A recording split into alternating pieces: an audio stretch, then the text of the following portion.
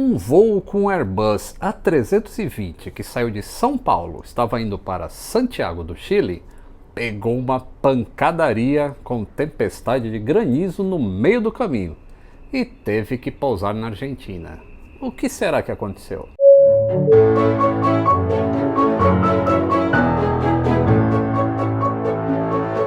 Saudações aeronáuticas, tudo bem com vocês?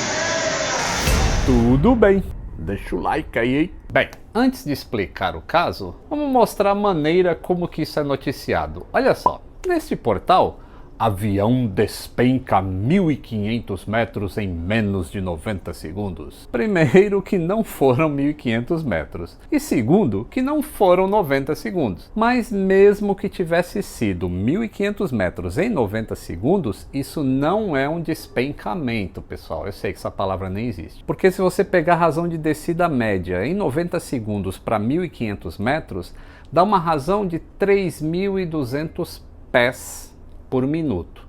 E um avião, quando vem para pouso, lá no início da descida, ele pode chegar com uma razão de descida de até 3.000 pés por minuto. Só que o avião não vai estar balançando no meio da turbulência. Então por aí já dá para se ter uma ideia de que as coisas não são assim dessa maneira que são noticiadas, tá? Tudo bem, moçada. Eu sei que a pancada foi violenta, porque foi um CB. Que é uma nuvem que os aviadores não entram de jeito nenhum. E eu também não estou querendo minimizar o que aconteceu. Vocês viram o estrago no avião? Eu só estou querendo dizer que esse tipo de manchete é o que faz as pessoas terem medo de voar. Eu li essa matéria aí, mano, né? Louco, querer todo avião, cê é louco, mano. Hoje mais cedo no Twitter, até teve uma pessoa que falou para eu parar de falar mal a respeito da maneira como a imprensa noticia as coisas. Porque tem o outro lado também, que é a falta de transparência por parte das empresas aéreas em relação à imprensa na hora de falar informação. Aí eu falei para a pessoa que eu não tenho controle sobre a maneira que as empresas aéreas passam a informação para os jornalistas, mas o veículo que está passando a informação para os leitores ou telespectadores é que tem que dar um jeito de passar essa informação correta. Eu tenho um exemplo. Se vocês lerem as matérias de aviação do repórter Fabrício Lobel na Folha de São Paulo, vocês vão ver que não tem esse tom alarmista. O Fabrício é um dos que noticia bem esse tipo de evento, porque quando ele cai numa matéria de aviação, ele entra em contato comigo para pegar as informações das coisas que ele não sabe. Então a matéria dele acaba sendo melhor redigida. E não precisa só falar comigo, tem um monte de gente que pode ser consultada, então o problema tá mais embaixo. Mas mano, por que o cara entrou no CD desse jeito aí, mano? É CB. Bem, primeiro vamos entender então. O avião decolou de São Paulo e estava indo para Santiago. Durante um voo, os pilotos ficam monitorando o radar do avião o tempo todo, principalmente em voo noturno. E esse tipo de formação, né, a formação é a nuvem, ela é bem visível no radar. Nenhum piloto paga para ver o que vai acontecer se ele entrar na parte vermelha de um retorno de radar. Então, provavelmente, ou o radar apresentou um problema, ou o ganho do radar estava mal ajustado manualmente, ou o radar nem estava funcionando, ou o retorno que ele tinha não era real. Sem falar que já aconteceu assim, de você abre a geladeira, tá aquela cerveja geladinha, assim, aquela garrafa linda. Na hora que você põe a mão, ela congela na hora. Então, pode ter acontecido algum evento desse que também alterou muito rapidamente as condições que estavam sendo visíveis no radar naquele momento. Mas isso é especulação, tá? Eu não gosto muito de especular, eu só tô dando assim comida para o cérebro, tá? Mas o fato é o seguinte, nenhum piloto vai entrar no CB porque ele quer, tá? Mas a partir do momento que entrou, então ocorre isso que a gente chama dos upsets, que são as variações violentas de velocidade e de altitude, por causa da turbulência toda. O ar dentro da nuvem é todo turbulento. Tem corrente de vento ascendente, tem corrente de vento descendente, tudo isso dentro dessa formação, dessa nuvem. E como vocês sabem, para um avião voar, existe uma equação de sustentação. E um dos elementos da equação é a velocidade do ar elevada ao quadrado. Então, quando você tem uma coisa elevada ao quadrado, quando ela varia, o outro lado da equação varia muito, e esse outro lado da equação é a sustentação. Então, se tem uma grande variação de vento, tem uma grande variação de sustentação.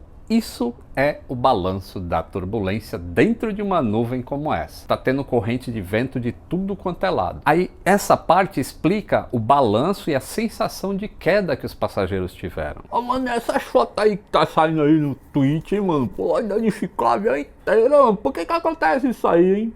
Porque o nariz do avião não é metálico como o resto do avião. Ela é feita de um material compósito, um tipo de plástico, que pode até ser fibra de vidro também.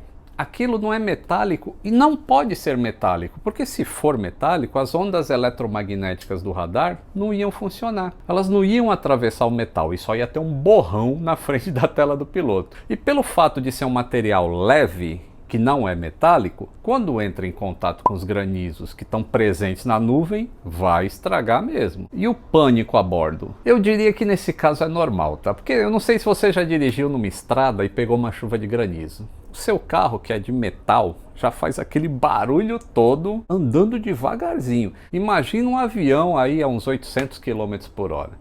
Então, nesse caso, eu considero normal os passageiros que não sabem o que está acontecendo ficarem com medo. Então, a notícia de pânico para esse tipo de evento, eu até relevo, tá?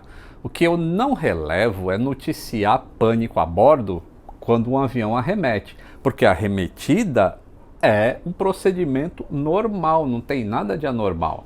Entrar em um CB já se transforma em um incidente, é outra coisa. Ela não ia o para-brisa aí, mano, não correu o risco de quebrar em voo, não, mano. Então, eu acho que eu já fiz um vídeo explicando como que é construído o para-brisa de uma aeronave. São vários sanduíches, vários painéis de vidro para suportar a força, de um lado da pressurização e de outro lado da velocidade do avião. E também impacto com pássaros, tá? É resistente a isso. Então, eles se danificaram bastante, mas foi apenas a camada externa, olha aí, ó. Em nenhum momento teve uma rachadura no para-brisa.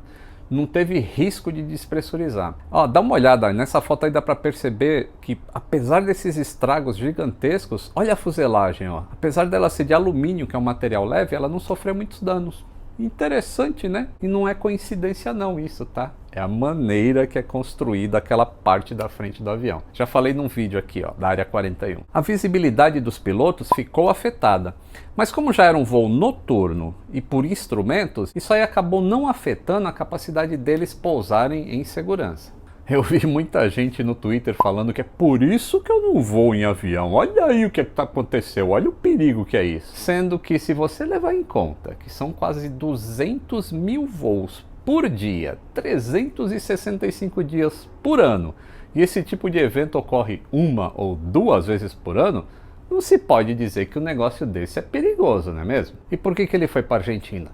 Porque a partir do momento que os seus sistemas não estão mais 100% reliable, que seria confiável em português, você vai pousar no aeroporto mais próximo e não vai cruzar a Cordilheira dos Andes sem saber o que aconteceu com o seu avião, entendeu? Por isso, o caminho mais seguro é alternar, então o piloto fez certo. Mano, e como é que o piloto vê essas nuvens aí no radar de noite, hein, mano? Não dá pra ver nada, é tudo escuro aí. Aparece assim, ó. Essa foto aqui é de um tripulante que tirou em voo e que estava na mesma região, mais ou menos no mesmo horário. E também dá pra ver que o piloto está desviando. Assim como o voo afetado também desviou, mas acabou pegando a rabeirinha do CB. E os motor, mano, os motor lá, que eu já aprendi que não é turbina, é motor, né? Então os motor não se danifica não com esse gelo aí, mano? Como eu mostrei a foto do alumínio na fuselagem, que não foi danificado lá no nariz do avião, imagina as palhetas do motor que são feitas de titânio. Gelo não danifica as palhetas, tá? Esse é um dos critérios para certificar os motores na fase de testes ainda, que é ele não ser afetado por impactos com gelo. Então tu vai continuar falando aí que turbulência não derruba avião, não, mano? Isso aí foi quase, hein? Esse avião foi derrubado? Não foi não, né? Nem todos os outros aviões que passaram por eventos semelhantes a esse. Eu continuo afirmando que turbulência hoje em dia não derruba avião. Aliás, avião entra até em furacão, como a gente viu naqueles vídeos aí do órgão que faz o controle do monitoramento do clima americano. Os caras entram no furacão para saber para onde o furacão está se deslocando. E se ele entra no furacão e não cai, o que é uma turbulência, não é mesmo? Então espero que vocês tenham entendido o evento inteiro aí. Deixa as suas perguntas aí no comentário. Um grande abraço e até o próximo voo!